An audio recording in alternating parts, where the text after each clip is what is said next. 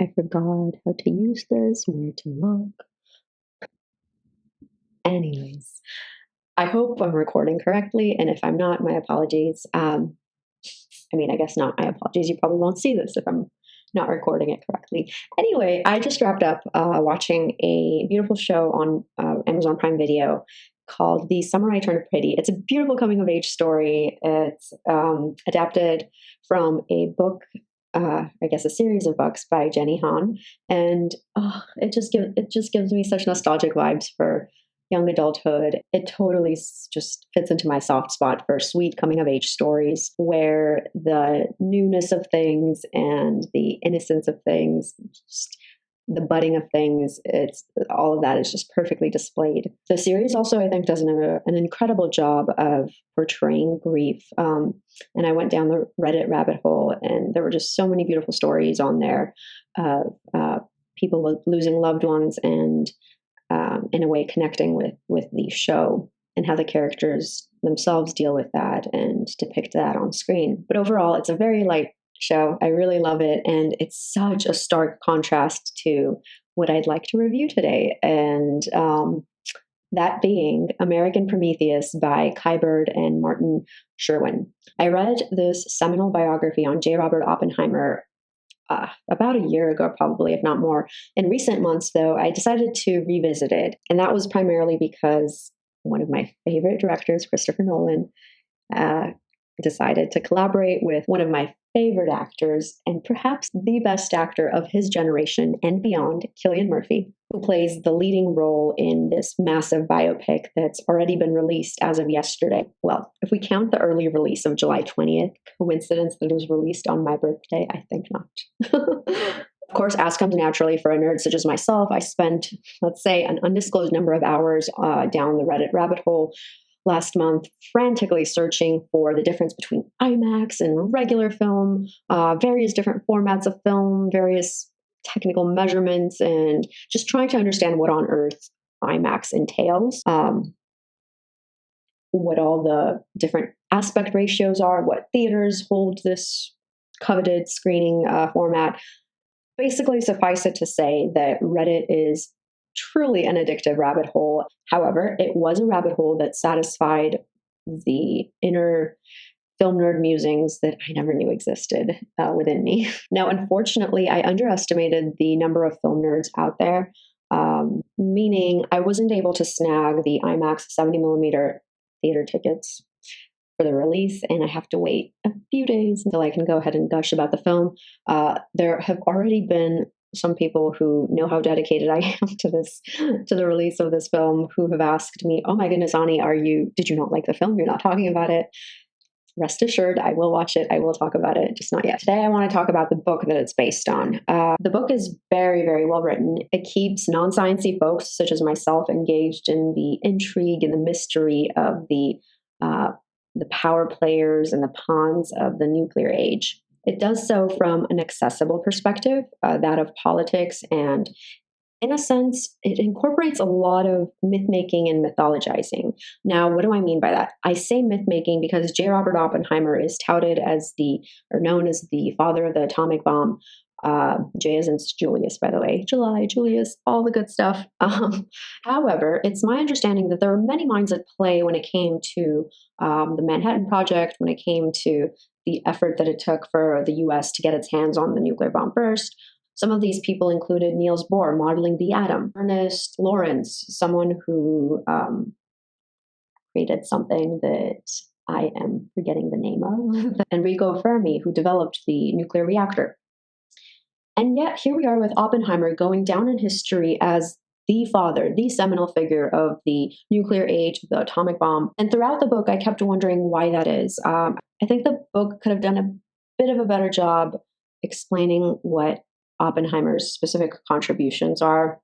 Otherwise, I was left thinking, perhaps correctly, that his role was pretty much non-scientific, and that he was basically the organizational nerve center of America's race to build the bomb.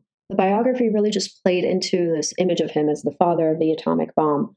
And I wasn't really able, like I said, to figure out why, other than to resort to thinking that this is part of the myth-making process that went on both back then and, in a sense, now. His background was astounding. He was a lover of literature, of languages, of the humanities. He received a liberal education that was just stellar, and his self-study of various fields, all of that backdrop was incredibly fascinating to read. It's also a good indicator that he probably would have been his ego would have been proud to know that he was dubbed a Greek Titan, which takes us to the mythologizing part of this biography. The title prompts us to recall the story from Greek mythology, that of Prometheus. This Titan stole fire from the gods and brought it to mortals, us. And as punishment for doing so, he was chained to a mountain somewhere in the Caucasus, I believe. Vultures or eagles would come and eat at his heart, which in Sisyphus-like fashion would grow back daily and only to be devoured again. But the kernel here that's important is that this idea of having stolen something that's not meant for humanity, that belongs only to the gods, given it to human beings, and then having become a martyr for it. This is Oppenheimer's life in a nutshell. It is him at his core. It's his story. And the biography proceeds to tackle this tension. It depicts how Oppenheimer managed to capture the sun for his country, and tragically so, ended up falling victim to anti-communist paranoia. The story of his trajectory recounts what it meant to confront the consequences of scientific success in its focus on mid-century America and the history of World War II, the nuclear age, the Cold War. The biography is in such a rich sequence of events throughout history, which lends itself to naturally beckon the questions: what is scientific progress? Do we find science easily tainted by politics? There is a lot of sadness and irony at play here, because Oppenheimer was brought up in secular humanism. He exhibited an interest in ethics from an early age due to the education that his parents provided for him. And yet his leadership during the nuclear age resulted in the development of a weapon of mass annihilation. The irony and the complexity and the nuance there is just mind-boggling, and it makes the biography it makes the biography well worth the read. It proceeds to make us think, what did it take for Oppenheimer to push that button for the Trinity test in Los Alamos, knowing the magnitude of events that would unfold, knowing the ethical dilemma that would follow these events? Who was the man, really, that created the world we live in today? That was my refrigerator. I hope. Who was this man who created the world that we live in today? Is he a hero? Is he a villain? Is he a human? As with all of life, I don't think it's entirely clear-cut, and that's what makes this story very engaging. It's this kind of internal and external complexity that makes for a good biography, I think. And having read this, I have such a huge appetite for biographies now, and I'm yearning for more of these historical giants. Oh my God, now it's the water from my fridge. Apologies, but I don't feel like editing this out. If you have any recommendations for biographies, please send them my way. My ears are open, attentive, and I'd love to hear your thoughts on any cool bios out there. I've heard Napoleon's good, and there's a new film coming up by Ridley Scott with Joaquin Phoenix, who apparently has come full circle from one emperor, Roman, to another, French. Overall, I'm just incredibly excited to see Nolan's movie, to see Cillian just kill it in this role. The humanity that he's able to emotionally express. I've been on a Cillian Murphy kick for a while, since just being mesmerized by Peaky Blinders and oh my God, he was so good in Peaky Blinders. Now, though, I can somewhat justify my obsession thanks to the release of Oppenheimer. So if I may, if you'll indulge me, I'll take this tiny opportunity to say that his entire filmography is excellent. Even his older works, there's something about it that's just so good.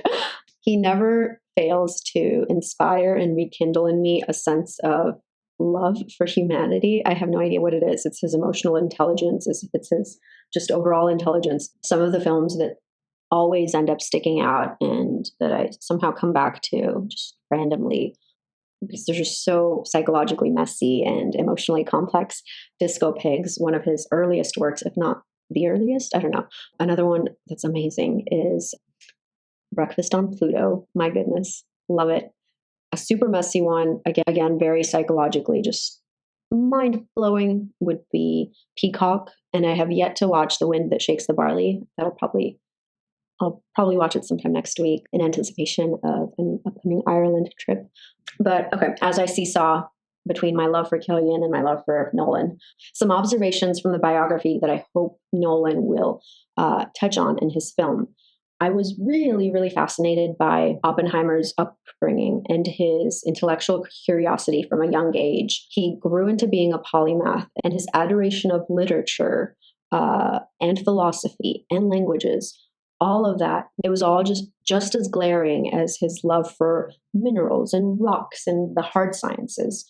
It's almost as if he left no academic stone untouched, given how he supplemented his formal academic path with all these interests and all the hobbies of his. I couldn't help but ask, what is it about the humanities that casually attracts people from the hard sciences to pursue these things as a hobby, but just as intensely as they would their academic paths?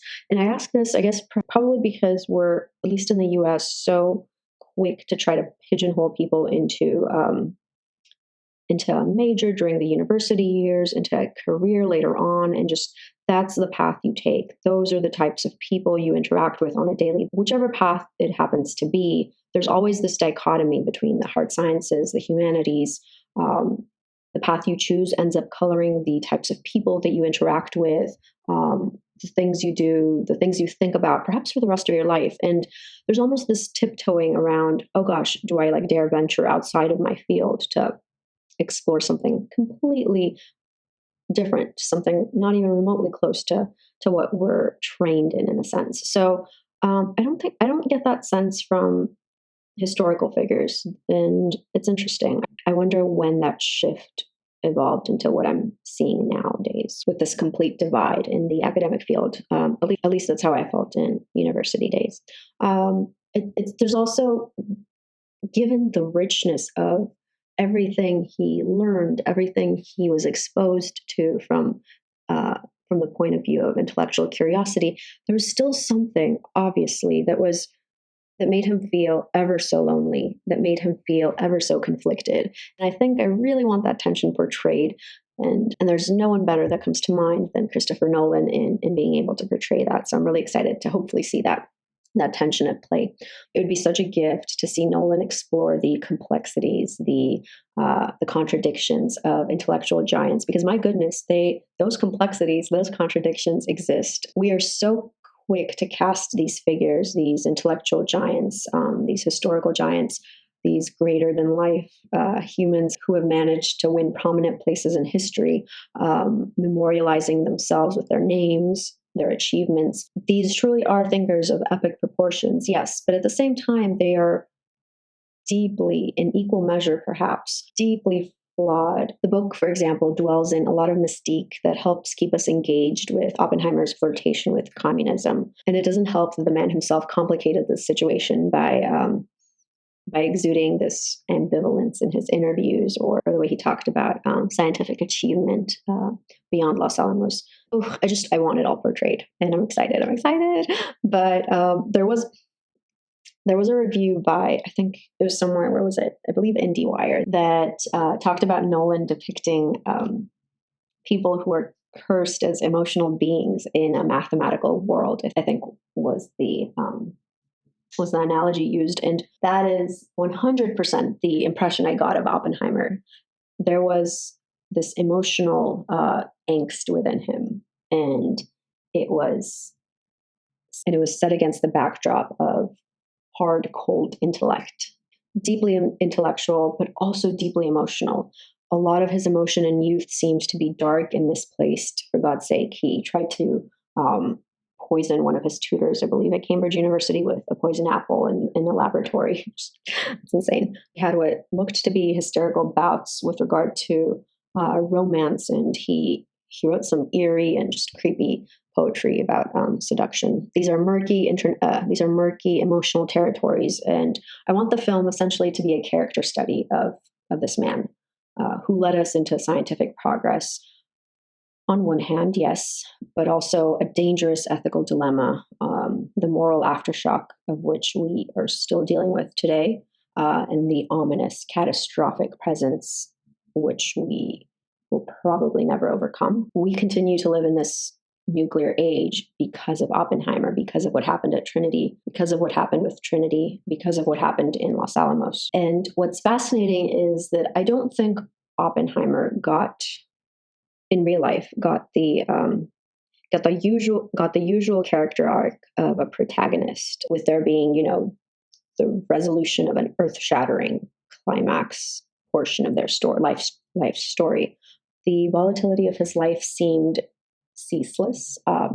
His accomplishments, his inner struggles, perhaps did not leave him with a denouement, a peaceful finale. So that would be interesting to see how Nolan ends the film. Anyway, this probably ended up being more of just me gushing over Cillian and Nolan, but I'll end it before I just melt into an emotional puddle of sap. I'll end it by highlighting something Cillian said in an interview. He talked about how Nolan presupposes a level of intelligence from his audience, which the audience has, how he presupposes that the audience is smart, which it is. I find a lot of people, unfortunately, who argue that Nolan is incomprehensible, convoluted, intimidating, pretentious, but I actually see humility in his work. He grapples with some of the biggest ideas and difficulties of humanity, but there's never any talking down to people. There's never really any mocking of his audience that goes on. He said it best himself. He said that he doesn't see movies as a balance between the complex and the simple. Instead, he sees movies as mystery. And he invites us to share in this mystery, to have belief in cinema and where it takes us, to explore ideas together. I mean, think about it, sitting in a dark room filled with just complete strangers for a few hours and examining what is perhaps the unanswerable in our lives, right? The territory that doesn't often make sense in our lives, the mysterious, the nuanced, the messy. He trusts audiences to ride with him, to suspend belief for a moment, not to overly analyze things, to just feel it. And I hope the people who end up watching Oppenheimer walk into the theater with that kind of trust and give him that kind of trust in return. And I hope you have a beautiful viewing experience if you end up watching it. And if you end up reading the biography, keep me posted. If you have any biography recs, like I mentioned earlier, also let me know, please. And I will see you next time. Bye.